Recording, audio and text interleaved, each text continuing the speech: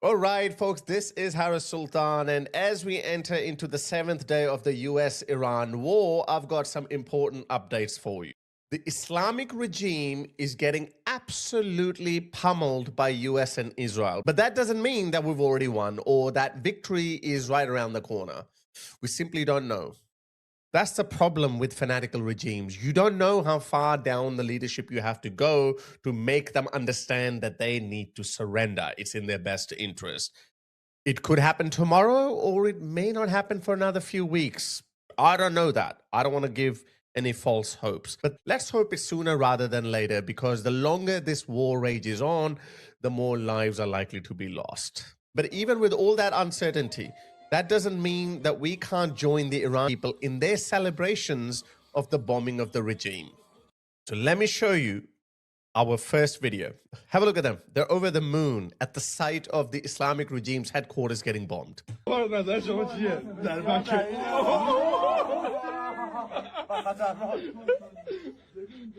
Inside Iran.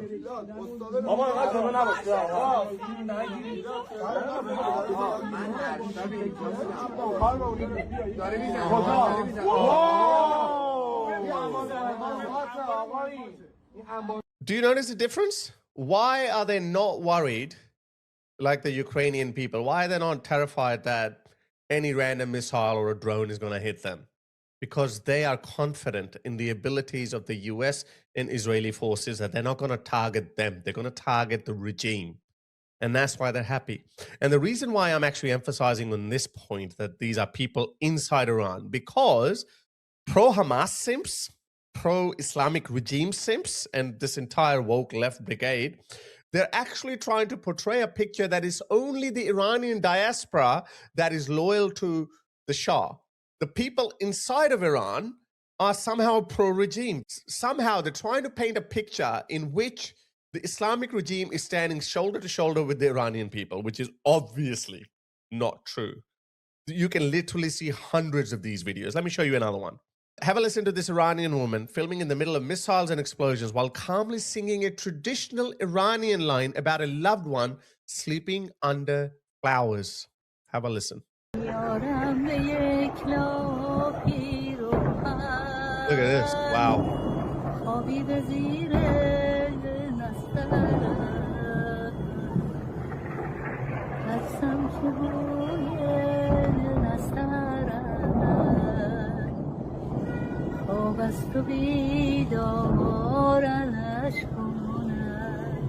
So surreal. Guys, can you believe this? This is so surreal. Can you believe this? Have you ever seen anything like this? This is, I don't know. I'm a very hardcore materialistic atheist person, but I am feeling some sort of a spiritual movement on this, because how can you be so calm and be singing when missiles are literally raining around you? You could be obliterated. Like there could be an accidental missile that could drop on you. But that is the desperation of the Iranian people. This is why, like, I hate Putin for what he's doing to the people of Russia. I hate Khamenei and this brutal, tyrannical Islamic regime. But on the same scale, I never said that I hate the Russian people, because I think they're also oppressed by a brutal tyrant who rules with an iron fist. So I can understand, like I've seen some pro-Ukrainian people wishing death upon Russian people. I actually don't feel good whenever a Russian soldier dies, because I know he's been forced into it. But the diaspora that I'm looking at, the Muslim community in the West that I'm looking at, who are siding themselves with this tyrannical regime, going against the wishes of the Iranian people, I am sorry, I'm reduced to saying that I actually hate these people. That woman, Bushra Sheikh, I'm not going to hurt your eyes by playing her video. Her videos, for some reason, they do really well. I don't know why X's algorithms boost her voice, because when I look underneath it, she's always getting destroyed by Iranian people. But for some reason, she keeps getting the exposure. So she's painting this picture where she's saying that these dancing Iranians are all the Iranian diaspora. People inside of Iran are standing by their regime. Does that look like they're standing by the regime?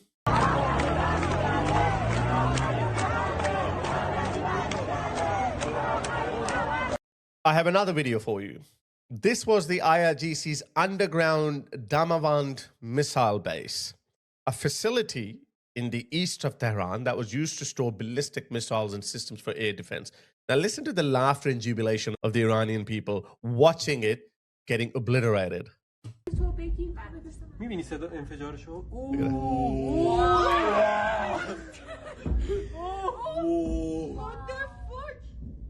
من اینا رو فقط تو کال آف دیوتی دیدم. See that?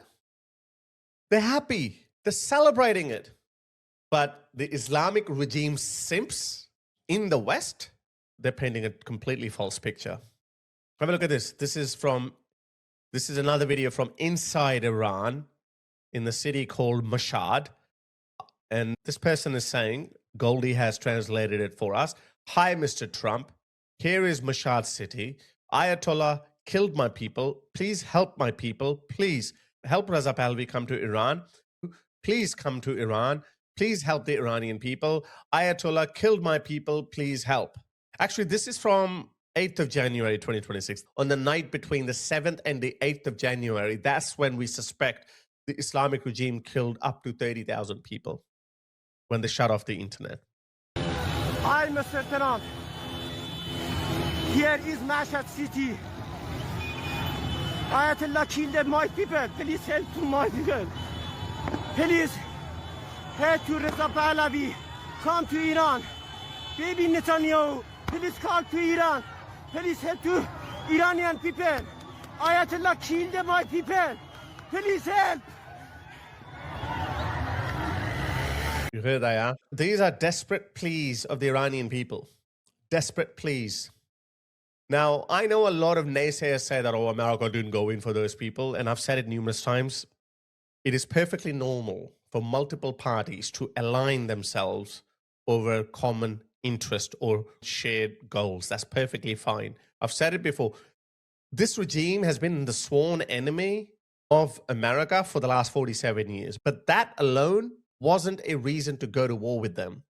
And this regime has been the sworn enemy of Israel, mini Satan, big Satan, okay, them two countries. But even those two nuances were not enough to go to war with Iran. But there is a third element to it now, although it's been festering for a while, but this was the worst crackdown by the Islamic regime on its own people. We've seen previous waves of demonstrations against the regime, but this was worse by all standards. It was record-breaking. It was history-changing. That's why, armed with these three nuances, this was the best time to go after this regime. Now, I don't know whether we'll win. I don't know that. But in the words of the Irish band Script, you never know unless you try. So that was inside Iran, okay? Have a look what happened in Manchester, in the Islamic center of Manchester. Some pro-Islamic regime, pro-Hamas, you know, the usual suspects. They turned up to mourn the loss of Khamenei. And then at the same time, anti-regime Iranian people came out and look what they did. This is absolutely hilarious. They're actually waving bacon. Look at that.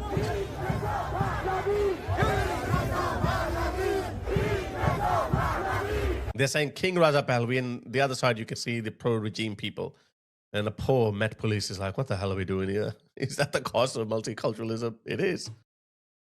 I have to add that people on this side wave British flags, okay? They wave the Union Jack. People on that side, they burn the Union Jack. So there is a key difference. So not all cultures are the same. You know that.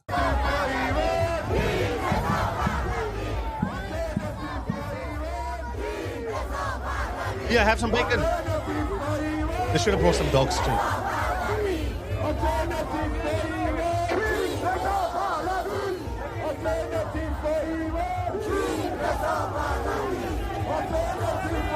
That's a lot of people, guys. There's another video. Look at this. Some more pro-Palestinian, pro-regime supporters gathered at the Islamic Center in Manchester for a candle vigil to mourn Ali Khamenei. Iranian people also went there, but to celebrate the death of Khamenei. It turned into a crazy night. So here are some anti-regime people trolling the pro-Palestinian and the pro-regime folks. Khamenei is dead, though. We are so happy. Khamenei is dead. They look Pakistanis. The other side. Here we are partying for death of Khamenei, you know. If you're gonna cry, you need to go other side. We are so happy Khamenei is dead. Food is ready. Yeah, Ratali is dead. Yeah, Ratali is dead. This is hilarious. Look at that. They came to mourn him. And they're like, oh, hang on, this is the wrong camp. You've got to go over there if you want to cry. And they're like, oh, yeah, okay. All of a sudden, their mourning is gone. We're on the wrong side. Okay, we'll go over there. And then I'm sure when they went there, they'll be like, what have I got? Oh, God.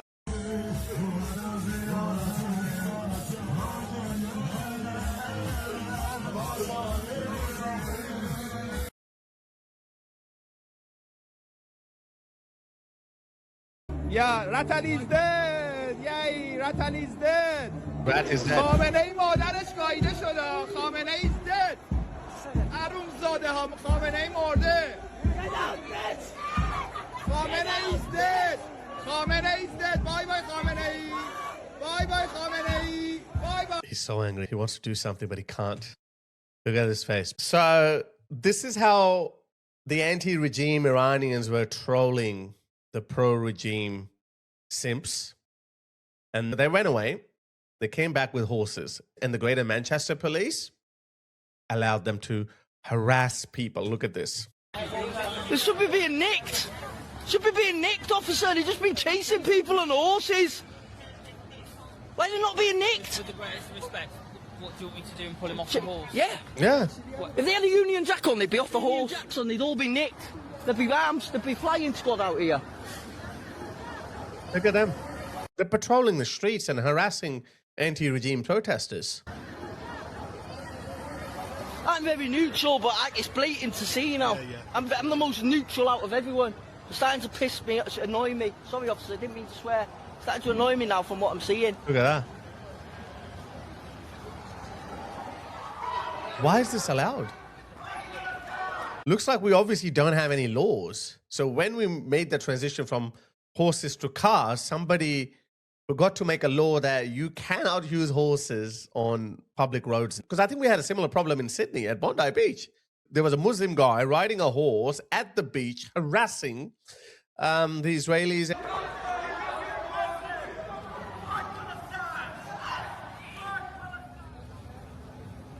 How come they can chase people with horses there? It appears that Manchester police have employed these vigilantes to chase people with horses. Got here, they're also being policed in Manchester with the horses. Apparently they're allowed to chase people with horses. Guys, can you understand the implications of that? You know what they're doing? They're actually testing the limits. How far can we go? Man, things are gonna get really, really, really nasty in the UK. Look at this. Look at this police officer. So she's probably pleading with them. Please get off the horses, please. I know we don't have a law, but we know what you're doing. You need to get off the horse. And he's like, no. Apparently they're allowed to chase people with horses.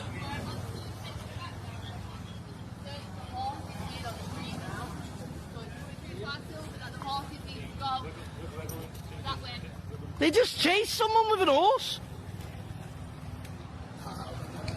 They just chase people with horses. Are they part of Greater Manchester Police? How come they're not being nicked for chasing them people with horses then? It's all on video. Oh, he just attacked him with the horses. He just attacked them with the horses. Why is he not being nicked? Fucking ran into them with the horse. So that's what's happening in Iran and in the streets of England. I don't know which way it's going to go, but obviously I stand by the people of Iran. I know you guys stand by the people of Iran. I don't know when the victory will come, but we got to stay hopeful. It's going to come. I'll be back with another update video shortly. Until next time,